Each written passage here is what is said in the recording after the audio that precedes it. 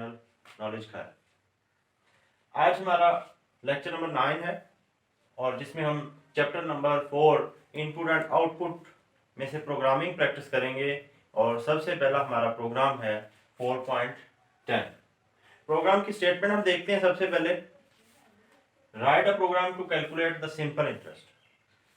Simple interest calculate करने के लिए एक प्रोग्राम लिखना है हमें, जिसके लिए it inputs the principal amount.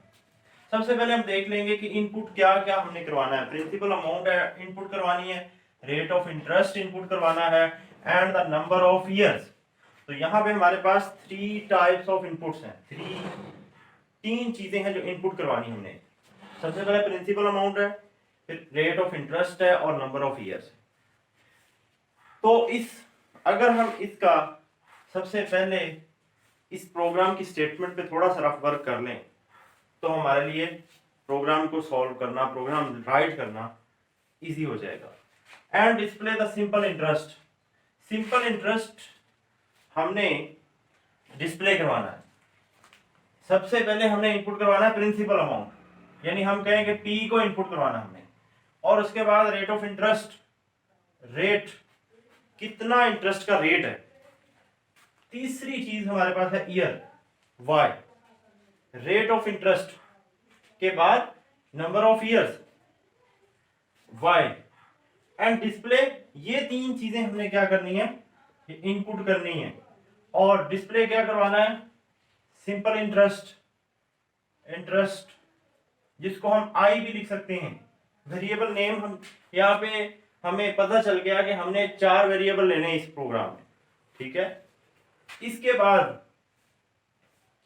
अगर हम इंटरेस्ट कैलकुलेट करना चाहें तो इंटरेस्ट का फार्मूला हमारे पास होगा कि प्रिंसिपल अमाउंट को रेट ऑफ इंटरेस्ट से मल्टीप्लाई करें और डिवाइड बाय 100। ये हमारे पास 1 ईयर का, 1 साल का रेट ऑफ इंटरेस्ट आ जाएगा, इंटरेस्ट आ जाएगा, सिंपल इंटरेस्ट। अगर हम यहां पे ही इसको मल्टीप्लाई बाय ईयर कर दें कि मतलब नंबर ऑफ ईयर्स कितने हैं ओवर 100, तो हमारे पास टोटल नंबर ऑफ ईयर्स का रेट इंटरेस्ट, सिंपल इंटरेस्ट निकल आएगा। तो आइए सबसे पहले प्रोग्राम स्टार्ट करते हैं। Hash include iostream dot h hash include conio dot h void main clear screen. सबसे पहले हमें ये 4 वेरिएबल्स लेने हैं। तो इसमें क्योंकि 100 पे डिवीजन भी है तो ये फ्लोट टाइप का हो सकता है, रेट ऑफ इंटरेस्ट भी फ्लोट टाइप का हो सकता है। तो हम सारे वेरिएबल्स भी यहाँ पे फ्लोट टाइप के ले सकते हैं, P, R, Y and I। ये 4 वेरिएबल्स ले लिए। अब हमने देखना इनपुट क्या करना था, हमने प्रिंसिपल अमाउंट, R और रेट ऑफ इंटरेस्ट और ईयर। तो ये हम 3 डिफरेंट स्टेटमेंट्स में भी इनपुट कर सकते हैं और एक सिंगल स्टेटमेंट में भी इनपुट कर सकते हैं। हमने लास्ट प्रोग्राम में, लास्ट लेक्चर में, जो लेक्चर नंबर 8 था, उसमें हमने अलग-अलग से हर एक इनपुट की थी। अब हम इसको एक ही स्टेटमेंट में इनपुट करके देखते हैं। पहले हम उसको मैसेज प्रिंट करवाएंगे कि इंटर क्या इनपुट करना है, enter principal amount, rate of interest and years, cin. सबसे पहले हमारी अमाउंट है वो P में जाएगी, उसके बाद फिर से एक्सट्रैक्शन ऑपरेटर, फिर हमारा रेट है R, फिर से एक्सट्रैक्शन ऑपरेटर और फिर Y। ये हमने 3 चीजें इनपुट कर ली। अब हमने कैलकुलेट करना है क्या, रेट, सिंपल इंटरेस्ट। तो I is equal to P multiply by R multiply Y over 100। तो ये हमने जब ये स्टेटमेंट लिखेंगे तो I में हमारे पास सिंपल इंटरेस्ट कैलकुलेट होके आ जाएगा। अब हमने क्या डिस्प्ले करना है, display the simple interest. Simple interest को डिस्प्ले करवाना है, cout simple interest is equal to, और डबल कोट मैंने लिखा, दोबारा से इंसर्शन ऑपरेटर लगाएंगे ताकि ये जो है सिंपल इंटरेस्ट ये एज इट इज डिस्प्ले हो जाए, और उसके बाद हम जब आई डिस्प्ले करवाएं तो उसका रेट जो सिंपल इंटरेस्ट निकला था यहाँ पे जो वैल्यू आई थी वो डिस्प्ले होगी। देन गेट सी एच और कर्ली ब्रेसेस क्लोज। तो अब हम इस प्रोग्राम को लैपटॉप पे Dev C plus plus compiler पे रन करके देखते हैं। तो आइए हम चलते हैं लैपटॉप की स्क्रीन।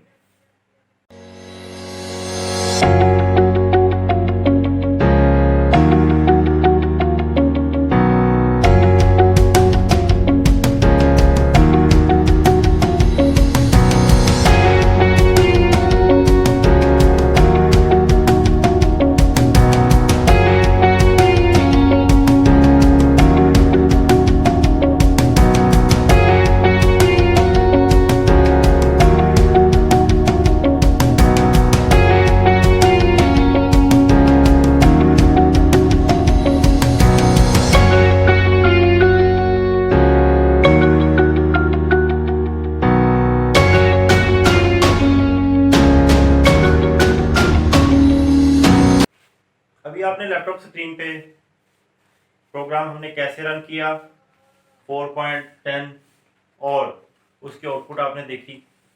अब हम नेक्स्ट प्रोग्राम नंबर 4.11 देखते हैं। Write a program that input a character. यहाँ पे हमने इनपुट क्या करना है, एक कैरेक्टर इनपुट करना है, single character, and displays the ASCII its ASCII code. ASCII code क्या होता है, किसी भी कैरेक्टर के बैकएंड पे जो एक स्टैंडर्ड कोड फॉर इंफॉर्मेशन है, American standard code for information interchange stand for है आस्की का। इसका पर्पस क्या है कि जो हमारा कंप्यूटर है, जो हमारी मशीन है, वो आस्की कोड को ही अंडरस्टैंड कर रही होती है बैकएंड पे, और हर एक कैरेक्टर का बैकएंड पे आस्की कोड होता है जो कि कंप्यूटर अंडरस्टैंड कर रहा होता है।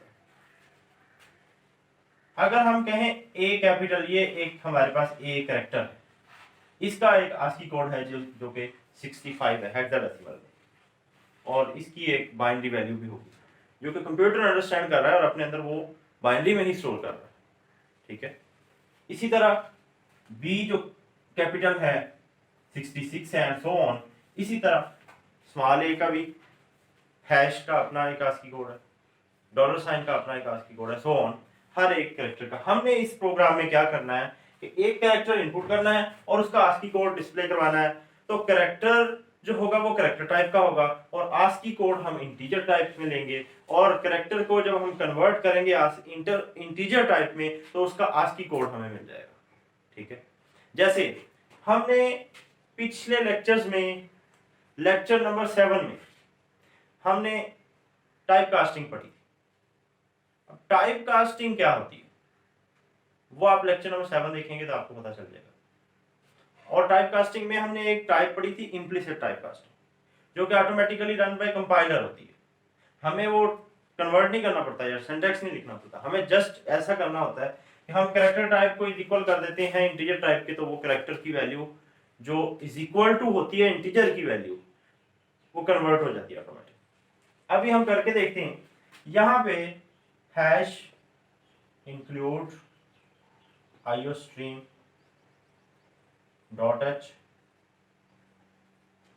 hash include conio.h void main clear screen. Function लगाने के बाद हमें एक कैरेक्टर टाइप का वेरिएबल लेना है जिसको हम नेम दे देते हैं ch का, और एक हमें इंटीजर टाइप का वेरिएबल लेना है n। कैरेक्टर टाइप का वेरिएबल हमने कैरेक्टर इनपुट करवाना है तो हम एक मैसेज डिस्प्ले करवाएंगे इंटर एनी कैरेक्टर। कोई भी कैरेक्टर इनपुट होगा वो सी इन के थ्रू ch में आ जाए। अब जब हम n is equal to ch करेंगे ना तो ch तो हमारे पास है कैरेक्टर टाइप का, लेकिन जो n है वो इंटीजर टाइप का है। तो ch की जो भी वैल्यू आस्की होगी, जो भी कैरेक्टर यहाँ पे इनपुट हुआ होगा, फॉर एग्जाम्पल हम कहते हैं कि सी इनपुट हुआ है, तो सी की जो आस्की है वो 67 है, वो एन में 67 चला जाएगा एन में, क्योंकि सी तो जाना नहीं है, तो एन में सी के इज इक्वल जो इंटीजरल वैल्यू होगी वो उसकी आस्की कहलाएगी, और सी एन में 67 हो जाएगा। और फिर हम डिस्प्ले करवा देंगे कि आस्की ऑफ किसकी आस्की वैल्यू है, सी एच की, और फिर से इज इक्वल टू किसके इज इक्वल है, एन के। ये आउटपुट हमने कैसे डिस्प्ले करवाई है कि आस्की ऑफ, ये आउटपुट में क्या आएगा कि आस्की ऑफ, ये तो एज इट इज डिस्प्ले हो गया, और कैरेक्टर जो भी इनपुट हुआ होगा वो यहाँ पे डिस्प्ले हो, जैसे हमने एग्जांपल ली कि सी इनपुट हुआ है, सी इज इक्वल टू, फिर वैसे ही डिस्प्ले हुआ है एज इट इज। ये हमने जो इंसर्शन ऑपरेटर लगाए हैं, ये हमने क्यों लगाए हैं दो डिफरेंट, क्योंकि ये जो सी एच है ये हमारे पास वेरिएबल है, और आस्की ऑफ ये जो हमारे पास है ये क्या है, एक स्ट्रिंग बन चुका है। स्ट्रिंग को और वेरिएबल को डिफरेंट करने के लिए हमने इंसर्शन ऑपरेटर लगाया, और देन हम n लिख रहे हैं, n में 67 यहाँ पे, और जो भी c की वैल्यू होगी वो डिस्प्ले होगी, and ch get ch curly braces close. अब हम इसी प्रोग्राम को लैपटॉप पे रन करके देखते हैं, तो चलते हैं लैपटॉप की स्क्रीन।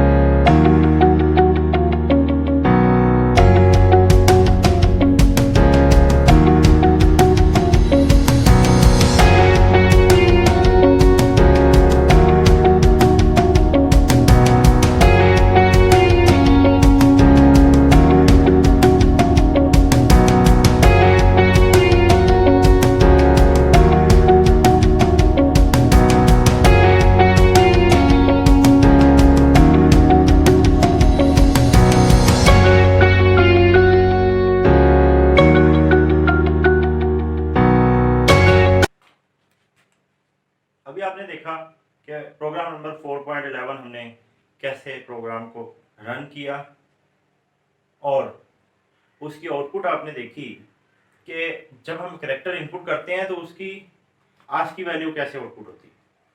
अब हम प्रोग्राम नंबर 4.12 देखते हैं। Write a program that inputs dividend and divisor, दो चीजें हमने दो वेरिएबल्स में इनपुट लेनी है, डिविडेंड और डिवाइजर हमने इनपुट लेने, और it then displays the quotient and remainder, दो वेरिएबल्स ही हमने आउटपुट करवाने। तो यहाँ पे हमारे पास एक डिविडेंड होना चाहिए, एक डिवाइजर, एक क्वोशिएंट और एक रिमाइंडर, ये चार वेरिएबल्स हमारे पास होने चाहिए। ठीक है, अब डिविडेंड सबसे पहले हम hash include iostream dot H hash include conio dot H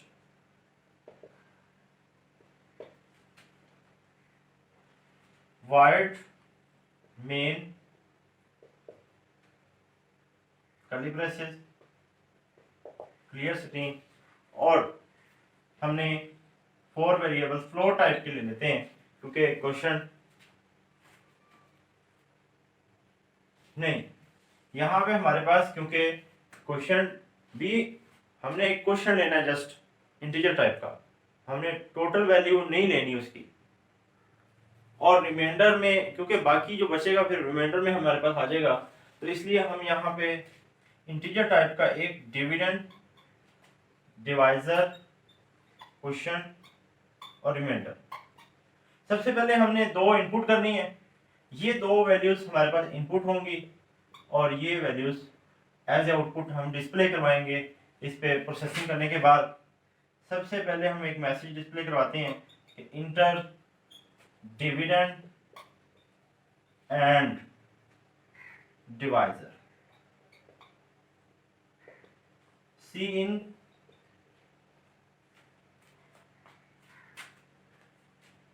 dividend divisor. दो वैल्यूज हमारे पास इनपुट हो गई। अब सबसे पहले हमने क्वेश्चन निकालना है, तो क्वेश्चन के लिए तो हम simple dividend divide by divisor करेंगे, हमारे पास क्वेश्चन में आंसर आ जाएगा क्यू में क्वेश्चन। और रिमाइंडर के लिए डिविडेंड रिमाइंडर ऑपरेटर डिवाइड, दोनों वेरिएबल्स में हमारे पास आंसर आ गया। अब हम इनको डिस्प्ले कराएंगे, सी आउट क्वेश्चन। सबसे पहले हमने डिस्प्ले क्या करवाना था, question is equal to q. अगर ऐसा भी हो सकता है कि हम यहाँ पे टर्मिनेटर लगा के या एंडर लगा के उसके बाद टर्मिनेटर लगा के नेक्स्ट लाइन में भी हम डिस्प्ले करवा सकते हैं रिमाइंडर को, लेकिन मैं इसी लाइन में डिस्प्ले करवा के दिखाता हूँ आपको, ताकि पता चले कि एक ही लाइन में हम आउटपुट कैसे करवा सकते हैं। इनपुट तो हमने एक ही लाइन में ये ले ली थी, तो आउटपुट के लिए भी यहाँ पे हम क्या लगाएंगे, रिमाइंडर। लेकिन क्या होगा कि क्वेश्चन डिस्प्ले होगा, उसकी वैल्यू डिस्प्ले होगी, क्वेश्चन इज इक्वल टू उसकी वैल्यू डिस्प्ले होगी जो क्वेश्चन होगा, उसके बाद उसके साथ ही थोड़ी सी ये स्पेस छोड़ के रिमाइंडर डिस्प्ले होगा। लेकिन अगर हम कहते हैं कि रिमाइंडर जो है वो नेक्स्ट लाइन पे आए, जैसे कि हम कहें कि आउटपुट में ऐसे आना चाहिए कि पहले तो सी आउट में जो कुछ हमने लिखा है कि इंटर डिविडेंड एंड डिवाइजर, उसके बाद हम यहाँ पे इनपुट करेंगे जो कुछ भी इनपुट करते हैं। इनपुट फॉर एग्जांपल हमने 15 और 5 किया, और यहाँ पे क्या आना चाहिए फिर, क्वेश्चन इज इक्वल टू 3। तो हम कहते हैं रिमाइंडर जो है हमारा वो नेक्स्ट लाइन पे आए यहाँ पे। तो नेक्स्ट लाइन के लिए बैकस्लैश एन हमने पढ़ा हुआ है, बैकस्लैश एन ये न्यू लाइन पे चला जाएगा, और यहाँ पे हम लिख देंगे आर गेट सी एच कर्ली ब्रेसेस क्लोज। तो ये हमने एक प्रोग्राम देखा, इसको अब हम लैपटॉप की स्क्रीन पे रन करके देखते हैं।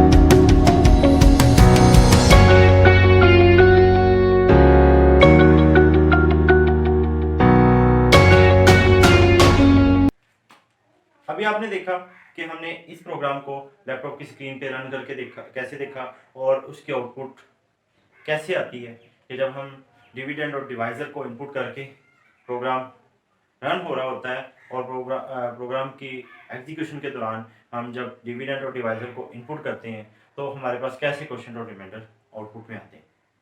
ये था हमारा लेक्चर नंबर 9, और इंशाल्लाह हम मिलेंगे लेक्चर नंबर 10 में प्रोग्रामिंग प्रैक्टिस के साथ ही।